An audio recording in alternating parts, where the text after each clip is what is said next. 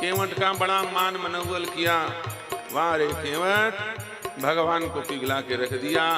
अंततो गत्वा भगवान को केवट की बात माननी पड़ी। केवट राम रजाय सुपावा, पानी कठौता भरी लई आवा। पानी भर के लाया, कठौता लेके आया। कठौता क्यों लेके आया ये सब कल हमने बताया। पानी क्यों लेके आया हमने बताया। अब इसके आगे चरण धोना शुरू हुआ है। सच बताओ, चरण पखारने में कितना टाइम लगता है अर्जुन? कोई टाइम लगता है चरण पखारने में? कौआ को चोंच डुबाने में कितना टाइम लगता है पानी में? एक बार डाला निकाल लिया, अंगूठे में डाले। कई लोग क्या करते हैं, शॉर्टकट में पैर धोते हैं। पांव धोए टाइम नहीं है तो अपन हाथेल पानी में बोर दे, चौक भले। और जो पानी बचा उसमें पैर को छू लो और बाद में अपने मुंह में डाल लो। जैसे यार शॉर्टकट में निपट गया मामला। ऐसे भी पैर धोते हैं कई लोग। कितना टाइम लगता है? तुलसीदास जी कह रहे लागा हुआ नहीं है, चल रहा है। धोने की प्रक्रिया बड़ी लंबी है। क्यों इतनी लंबी हो गई चरण धोने की प्रक्रिया? बोले इसलिए क्योंकि अटपटा केवट पैर धो रहा है। धोने वाले को धोने नहीं आता है। पुनि पुनि चंदन पुनि पुनि पानी, साली के सर गए हम का जानी। कई लोगों को पूजा करना नहीं। एक चेला था, शालिग्राम को खूब रगड़ रगड़ के धो रहा था और शालिग्राम बह गए गंगा जी में। अब गुरु जी आएंगे, शालिग्राम कहाँ गए खोजेंगे और नहीं मिलेंगे तो चौपट हो जाएगा मामला। वो बेचारा क्या किया, हड़बड़ी में भोला भाला आदमी वो जामुन का फल तोड़ के ले आया। जामुन का फल होता है ना, उसको ले आया और उसको पूजा करके रख दिया। बढ़िया धो धुआ के तुलसी। फिर दूसरे दिन धोया, गुरु जी आए। अच्छा ये शालिग्राम तो बड़े अच्छे चमक रहे हैं, दूर से देख रहे थे। और गुरु जी ने कहा कि चलो शालिग्राम भगवान को प्रणाम कर लें, तिलक लगा दें। उठा करके जैसे शालिग्राम को तिलक लगाया तो क्या तिलक लगे भैया, उंगली घुस गई अंदर सीधे। ये क्या किया तुमने? उसने कहा गुरु जी मैं क्या कर सकता हूं, आप ही ने कहा था शालिग्राम को स्नान कराना। 4 टाइम स्नान कराता हूं, सुबह से लेकर शाम तक 4 बार नहाते हैं। ये सब तुम्हारी गलती है। बोले मेरी कोई गलती नहीं। पुनि पुनि चंदन पुनि पुनि पानी, सालिग सर गए हम कहां जानी। दिन भर पानी में बोल रही बस, सर ही नहीं। हाथ गोड़ लग केंदुआ खा देते, नहीं जाना इसने शालिग्राम लग केंदुआ खा दी इसकी। भैया केवट को पैर धोना नहीं आता। क्यों?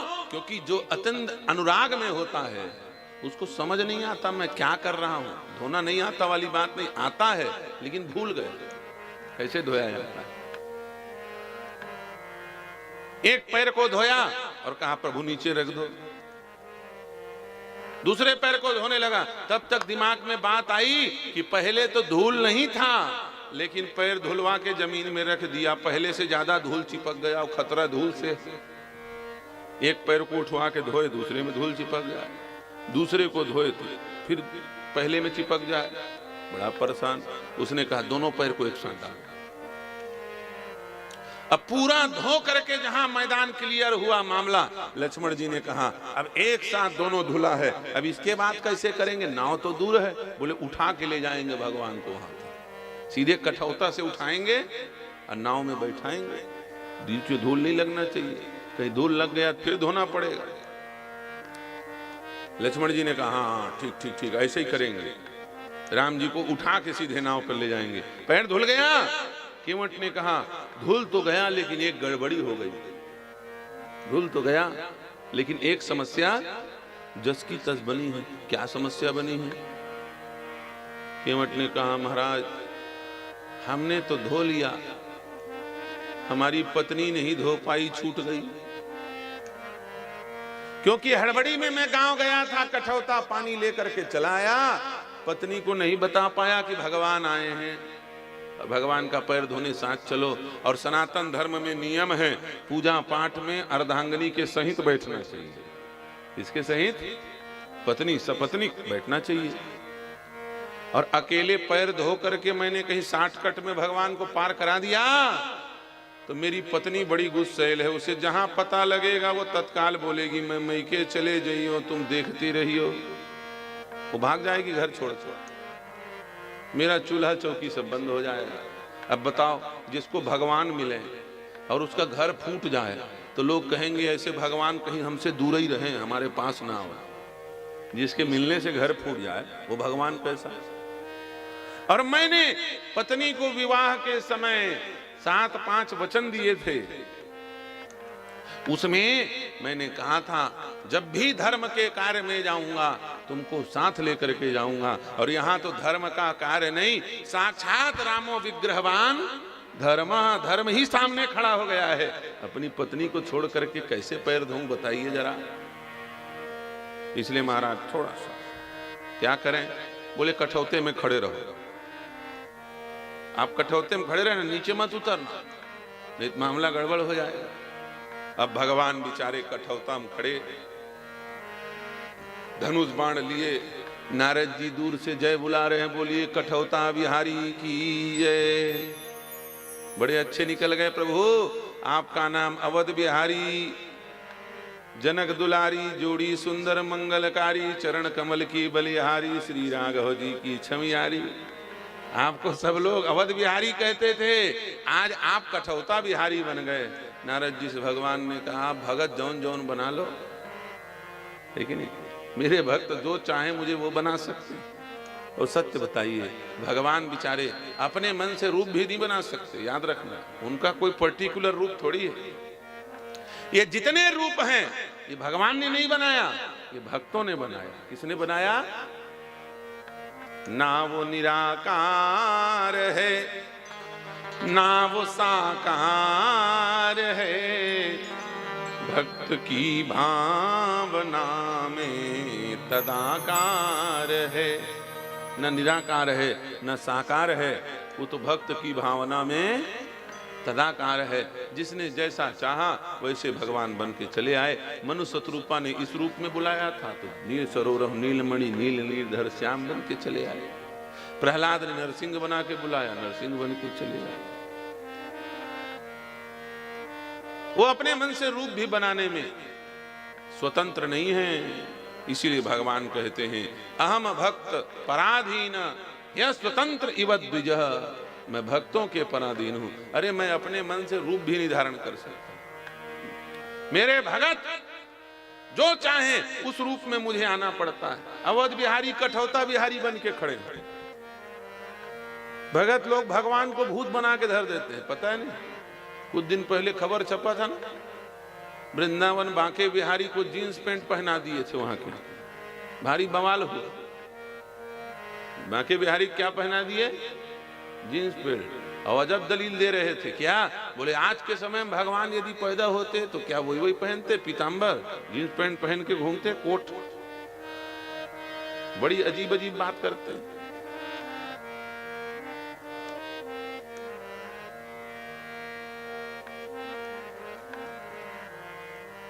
भगवान भक्तों के लिए भूत बन करके भी आते हैं। क्या बन करके आते हैं? भूत। एक महात्मा थे महाराष्ट्र में और चले जा रहे थे, उनको बड़ी जोर से प्यास लगी। तो जिस गांव में उनको प्यास लगी वो गांव वाले बड़े दुष्ट थे, साधु संत सेवा कुछ जानते ही नहीं थे, बड़े दुष्ट थे वो गांव वाले। और उस गांव में एक बड़ा भारी ब्रह्म राक्षस भूत रहता था। दुष्टों के यहां भूत रहता है, सज्जनों के यहां थोड़ी भूत रहता है।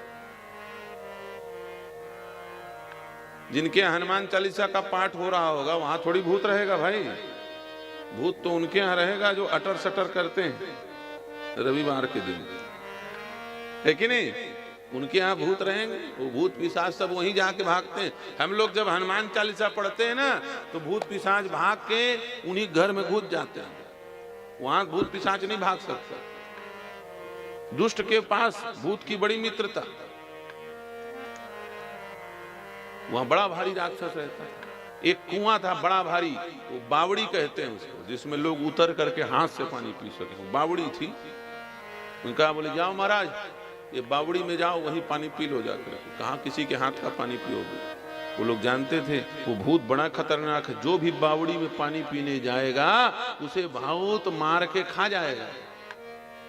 तो भैया आम आदमी काहे मरे? ये बाबा जी मर जाए किसी का कोई नुकसान नहीं। बाबा जी हैं तो आगे पाठ पीछे सपाट।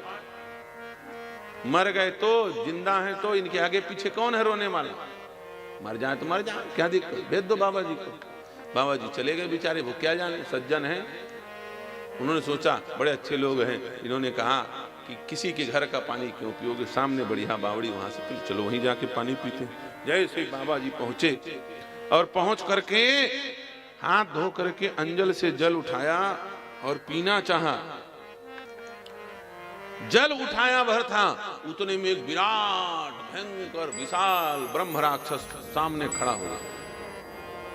पता ही न चले, इतना ऊंचा सिर और पैर बोले पानी के भीतर, उसका कोई अंत नहीं दिख रहा है। साफ पानी में पैर के कोई अंत नहीं दिखाई दे रहा है।